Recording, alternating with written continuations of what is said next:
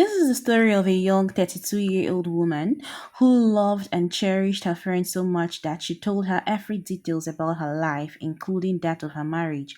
But it ended in total tears and sorrow. Vernita Harpers was a very kind and well polished woman, loved by everyone at both her workplace and in her environment. She believed so much in hard work, honesty, friends, spouses, and marriage. For 8 years, she was married to Mr. Marcus, her husband, and their love grew and knew no bounds. Marcus was a man of charisma and one with big and future dreams. For years, she believed that love was enough to keep her marriage. But fairy tales don't always end the way we think. Gradually, Marcus began to change. He got angry at every little thing and snapped at little details. His eyes were always on his phone and he had little time for his wife, Vernita. Whenever he came home drunk and smelling of alcohol. Despite all her efforts to make him come back to his old self, it all proved abortive. One rainy Tuesday, after Marcus stormed out of the house, slamming the door hard that the walls even trembled, Venita had nowhere to go and she had to drive to her one trusted friend. When she got to her trusted friend's house, Jessica, she and Jessica have been friends for more than 10 years. Jessica was a coach. She was a yoga coach, an instructor, one with a very confident aura. When she saw Venita, she opened the door to Venita. Venita was already drenched in rain, soaked, and tired. Venita complained, "My husband, he's killing me. I do not recognize him anymore." Jessica held her, stroking her back, calming her, and giving her a soothing relief.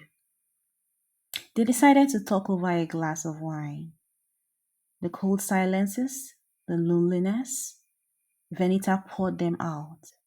Jessica listened with practiced concern. "He's a narcissist," she said softly, "and men like that understand only one language." "Take your power back," she told Venita. That sounded convincing and easy for Venita, but there was more to it. Jessica told her all she should do. As a friend, Venita felt that was the best advice she could get. She decided to carry them out. Venita agreed. That night, she slept in the guest room, just as Jessica had advised her. Whew, she thought it was to save her marriage, but she had no idea that her best friend had just collected the key to her marriage. Jessica began feeding Marcus with lies. The very next day, Marcus' phone rang and it was a text from Jessica. And then Jessica lied about Venita.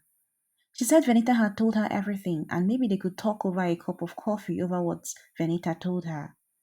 They met at a very quiet place. She listened to Marcus's own explanation. And then she told Marcus that Venita was playing games on him. Meanwhile, she had other plans. She leaned closely to Marcus, telling him he's not the villain here, and that he needs comfort from someone else if he can't get it from his wife. And then gradually, they began crossing the line.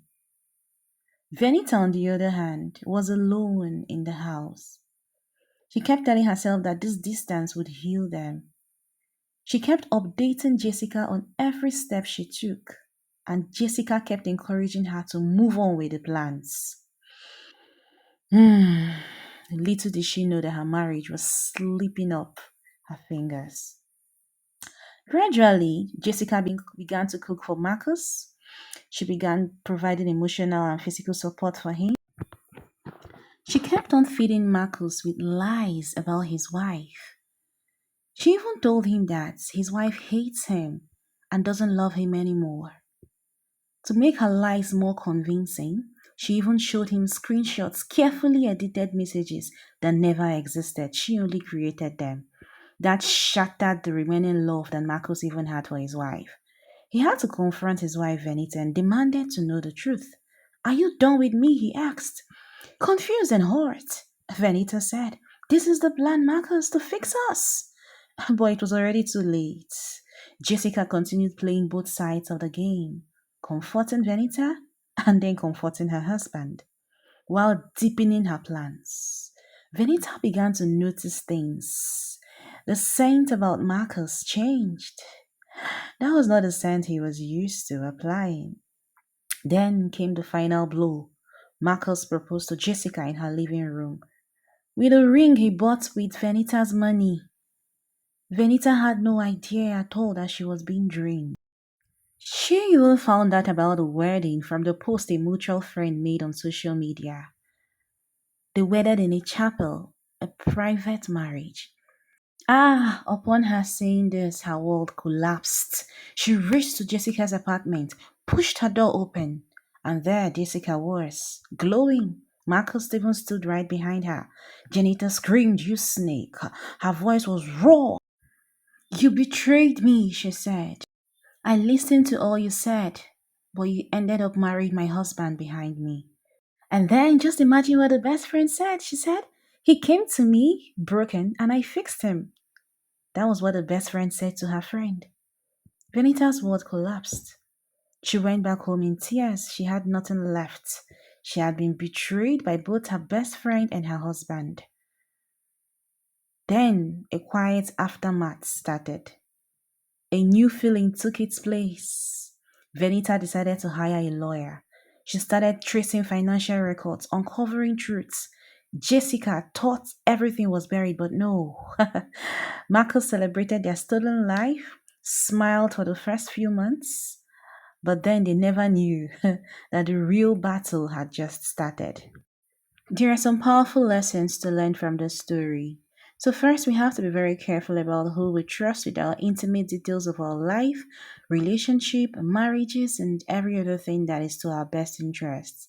A true friend is meant to support your relationship, not to sabotage it. Secondly, when your partner behavior changes drastically, it's a red flag. Ignoring it won't simply make it go away. Communication is key. You could seek professional help from a licensed therapist, not just a friend. Can provide unbiased judgment.